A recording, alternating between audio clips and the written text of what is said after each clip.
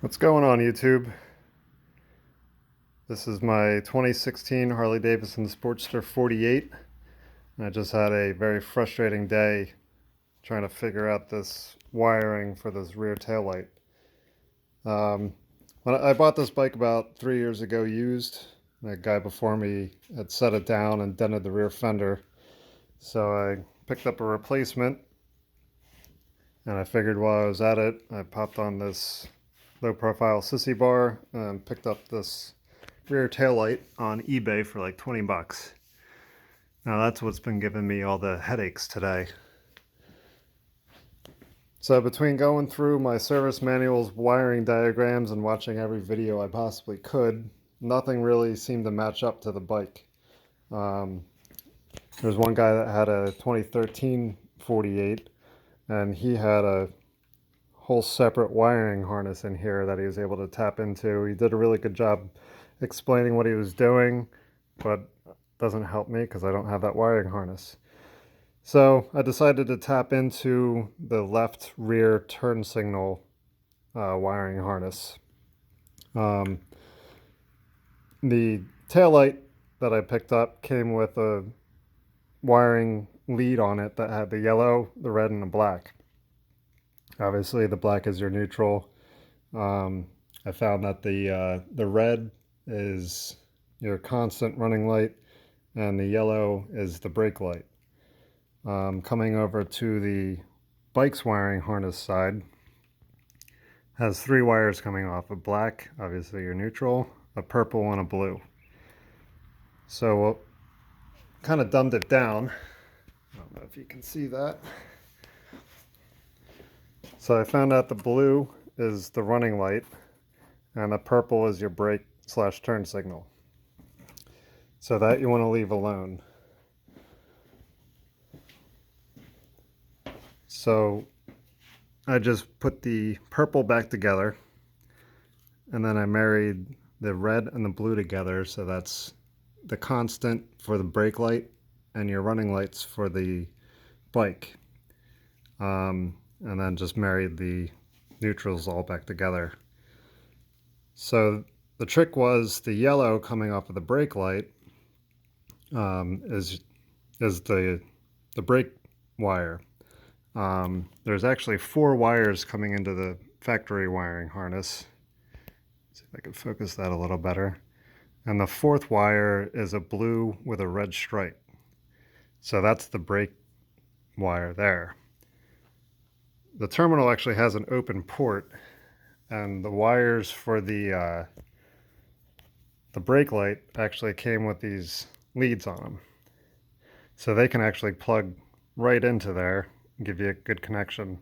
But for some reason I wasn't getting any reading when I was plugging into this wiring harness, but then when I plugged into the right tail light, it worked fine. So I'm not going to question that. And just show you how everything worked out. I got all my running lights going. Push the brake light down.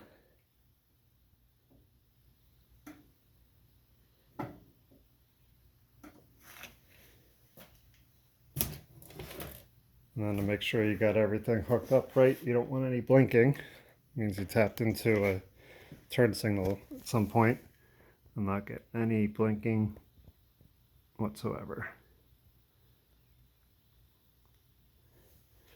So that's good to go back together. Going back to my electronics days in high school, and slipped some shrink tubing over the leads before I soldered anything together. So this smaller shrink tubing will go back over the connections, shrink down nice and tight. And then after those are shrunk down, I put a larger piece of tubing to go over everything, hold everything together really well, keep as much water out of that solder joint as possible. And the other thing,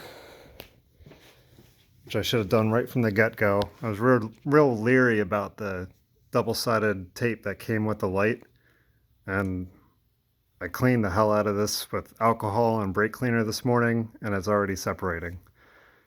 So I would get rid of that right away and pick up some good Gorilla double-sided tape or some 3M heavy-duty mounting tape.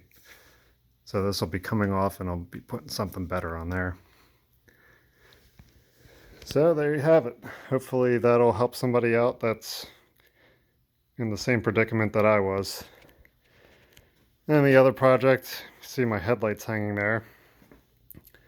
I upgraded to a 7-inch housing and put a aftermarket LED daymaker on there.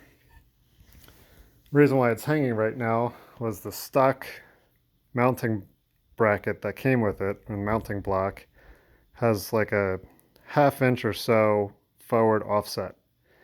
And when I had the headlight mounted, it just seemed like it was sticking way too far off the bike. It looked awkward. So I went back, after ordering a couple different blocks and nothing seemed to work, I just went back to the mounting block that came with the headlight housing itself. This was just a rectangular block of metal. And the problem was, before I did anything to it, it was actually hitting the bump stop on the frame tree right there. Wasn't letting it turn when it fit. So I had to grind the heck out of it, give it clearance to get over that bump stop. Then I just rounded off some of the edges, make it look nice, gave it a good coating of epoxy paint. Just letting that set up really well before I attempt to mount it again. Another little fun project. And then later this week, the other thing that got scratched up when he dropped it, the exhaust got all smashed up and scratched. So that's coming off. And while I'm at it, replacing the intake and remapping it. And got some new headlights while I was at it, or new handlebars while I was at it.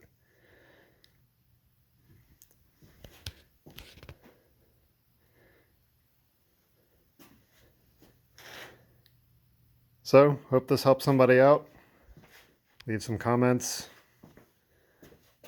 I know it's dirty. Don't rip me apart for that. It's been sitting all winter. Alright guys, thanks for watching.